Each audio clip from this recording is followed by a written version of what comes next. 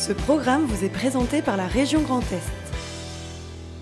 Face à la crise sanitaire, le Crédit Mutuel prend des mesures exceptionnelles pour ses clients professionnels et entreprises. Rendez-vous sur creditmutuel.fr.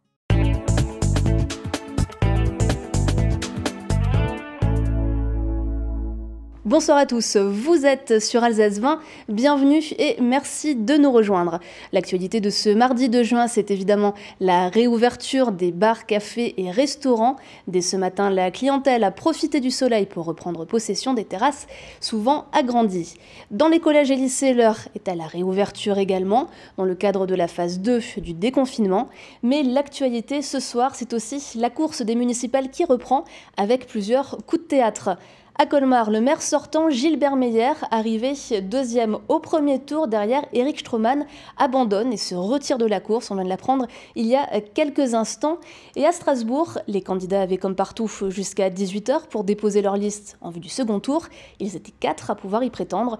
Les candidats du centre et de la droite, Alain Fontanel et Jean-Philippe Vetter, avaient hier et ce matin annoncé partir seuls en campagne.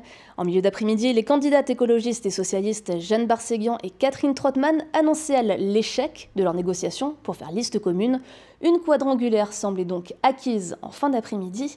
Et puis, rebondissement, il y a quelques instants, à quelques minutes de la clôture du dépôt des listes, un accord serait intervenu entre Alain Fontanel et Jean-Philippe Vetter. À l'heure où nous enregistrons, il n'y aurait donc que 3 listes pour le second tour de l'élection municipale à Strasbourg le 28 juin. Plus d'informations dans notre journal demain soir et puis sur nos réseaux sociaux dans quelques instants. L'actualité donc ce soir également, c'est cette réouverture des bars, cafés et restaurants. Et grâce au soleil, la clientèle était nombreuse en terrasse pour profiter de ce premier jour. Reportage à Schiltigheim, Cécile Motz. Pour les restaurateurs, c'est le grand jour. On va réouvrir dans 10 minutes, mais on réouvre dans des conditions différentes et des conditions qui sont inédites pour nous. Du coup, on vous demande clairement la plus grande vigilance. Les clients vont bientôt arriver, alors tout doit être prêt, mais sur chaque table, avec les serviettes et les couverts, une nouveauté vient s'ajouter. Les clients trouveront un QR code sur les tables, d'accord, où ils peuvent scanner avec leur appareil photo et du coup la carte apparaît sur leur téléphone. Ça permet de ne pas toucher les cartes. Et lorsque les premiers clients s'installent, il faut prendre en main, mais de manière virtuelle, la carte du restaurant. Ce midi, les habitués soulagés sont au rendez-vous. On vient souvent ici, déjeuner soit en famille, soit en entreprise, tout à fait. Puis on connaît bien l'adresse et surtout les gérants. Et donc c'est chaque fois un moment assez plaisant à passer ici. Donc c'était tout naturel.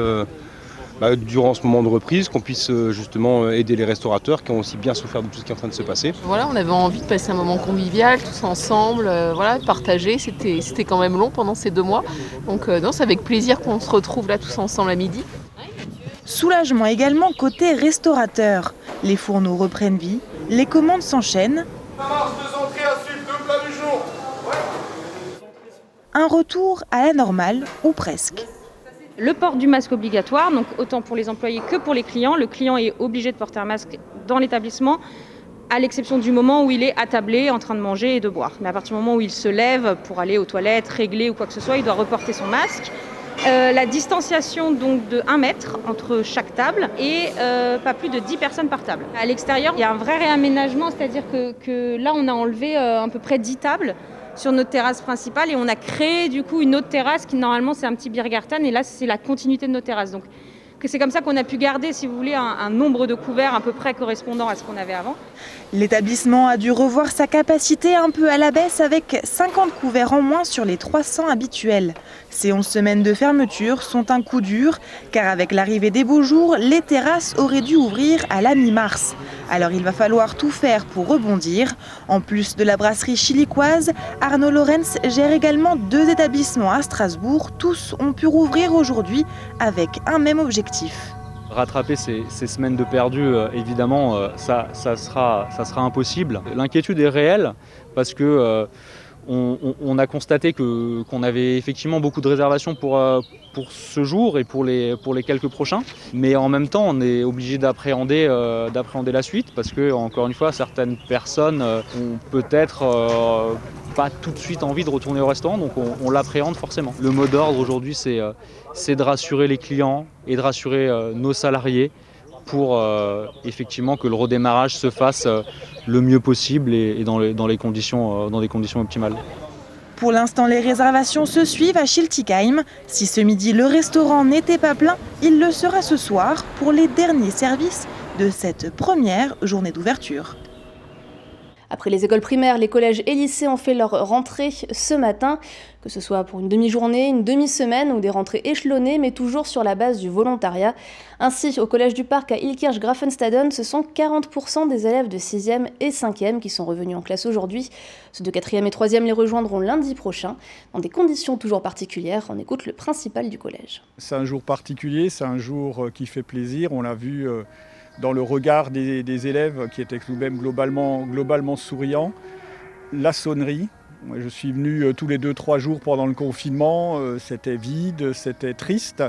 La sonnerie, c'est aussi la vie qui reprend.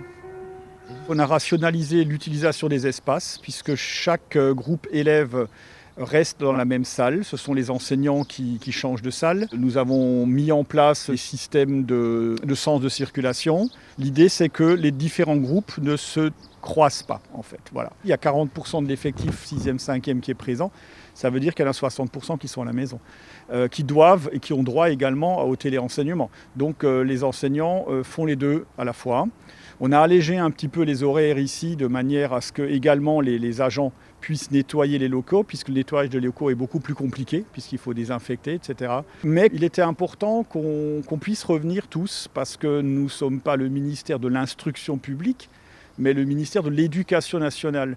Et l'éducation, ça va au-delà de simplement apprendre les maths, du français ou de la SVT. Des propos recueillis par Adrien Laby. Et des réouvertures qui s'accompagnent partout de mesures de désinfection. Plusieurs techniques existent, parmi elles les lampes UV, c'est le grand format de Lionel Augier.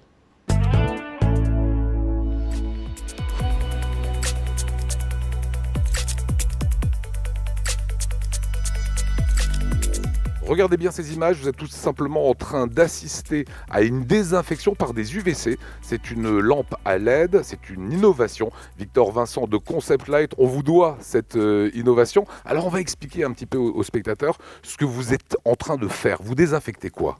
Donc on désinfecte les petites et moyennes surfaces à l'aide de technologie LED UVC. Aujourd'hui, il faut savoir que la technologie UVC est reconnue dans le domaine médical, dans le traitement d'eau. Elle existe depuis plus de 50 ans en lampe à mercure et on a décidé de faire cette transition en technologie LED.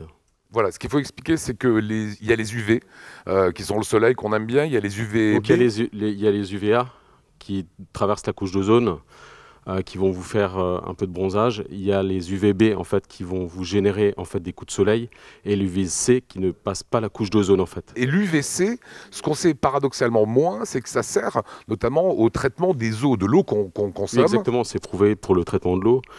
C'est exactement prouvé dans le domaine médical en fait, aujourd'hui. Et donc vous, cette lampe UV, d'accord, à LED, va servir à désinfecter une nappe d'un restaurant, l'accueil d'une entreprise. Oui, exactement, ou une table de réunion encore, ou des clés dans un hôtel, ou dans un commerce, on va pouvoir désinfecter la caisse ou le téléphone, et bien d'autres encore. Alors on comprend bien évidemment que c'est pour le Covid qu'on est là aujourd'hui. Est-ce que ça garantit cette lampe en la passant ? Ça ne garantit pas totalement, mais ça lutte à réduire la propagation de la pandémie du Covid-19. Et la technologie UVC est déjà prouvée dans le traitement de bactéries et de virus. C'est-à-dire que l'UVC tue l'ADN du virus. Exactement. Logiquement, elle altère et elle peut tuer en fait, les cellules d'ADN. En fait. On vous voit prendre énormément de précautions pour le faire. C'est un casque, c'est des gants. Pour quelle raison ? On doit énormément prendre de précautions. Un EPI est obligatoire en fait. Donc un casque de protection en fait, avec une visière anti-UV. Ensuite, on va prendre des gants de protection, bien sûr. Et après, on va aussi prendre une veste pour couvrir aussi toutes les parties de la peau, en fait. Donc, une chose très étonnante, et on le voit sur ces images, ça donne pas du tout de lumière. C'est-à-dire qu'on voit un reflet bleu qui arrive sur la nappe, mais on ne voit pas de lumière. Les LED sont invisibles. Oui, on est dans un spectre invisible, en fait. On est une lumière non perspective à l'œil nu, en fait. Donc c'est pour ça que c'est aussi dangereux. C'est nocif, en fait, pour la cataracte, si vous le regardez dans les yeux. C'est pour ça qu'aujourd'hui, on préconise des EPI qui sont obligatoires. Et ensuite, c'est dangereux aussi à l'exposition de la peau. C'est pour ça qu'on préconise des EPI avec des gants, etc. Aujourd'hui, c'est qui vos clients, Victor ? Donc on a des gens dans le domaine médical ou dans le traitement d'eau déjà. Il y a des restaurants, il y a des bars. Il y a par exemple la Maison des Têtes, le Relais Château Éric Girardin, qui voudrait nous en prendre 3 appareils pour son site. Donc 3 appareils à LED. Oui, exactement. Ça veut dire que c'est lui qui s'occuperait de la désinfection. C'est lui et ses collaborateurs. En fait, ils seront formés, donc on les formera. Et en même temps, on mettra une signalétique aussi que la table a été désinfectée, que le comptoir d'accueil a été désinfecté. Il a quand même une clientèle internationale. Donc voilà. Et aujourd'hui, à Colmar, on était quand même dans le cœur du sujet du Covid. Il faudrait, pour rassurer, et ça sera ma dernière question, faire une analyse scientifique, c'est-à-dire avoir des bactéries ou du Covid sur une nappe, prendre cette lampe UVC, passer cela sur cette nappe et se rendre compte réellement qu'on a tué le virus. Oui, exactement. Nous sommes en train de tester en fait notre appareil UVC LED, qui est le stérile UV compact, qui est un appareil portatif de désinfection, et on est en train de le tester en laboratoire avec des grands laboratoires. Et on va demander à des hôpitaux éventuellement de le tester sur les petites et moyennes surfaces pour des produits médicaux et bien d'autres, quoi. Et tout de suite l'image du jour, Oliviane. Les grands concerts, ça n'est pas encore pour demain, alors l'espace Django de Strasbourg va vous faire un beau cadeau avec la diffusion demain d'un concert des Whippers Circus, sans doute le groupe alsacien le plus réputé. L'objectif est de se rapprocher au maximum des conditions du live, la raison d'être d'une salle de concert, un vrai défi qui a été relevé par les techniciens. Avec la voix de Tchéky Cario en narrateur, Panique dans la forêt amènera petits et grands dans la forêt pour une nuit pleine de frissons. Rendez-vous demain à 16h sur les pages Facebook ou YouTube de l'espace Django. C'est ainsi que s'achève notre journal ce soir. Merci de l'avoir suivi. Mais restez avec nous. Au programme de la suite de cette soirée, la sélection livre de Martial Debrief et l'actualité des départements alsaciens avec le tour des cantons. Tout ça, c'est juste après la météo. Excellente soirée.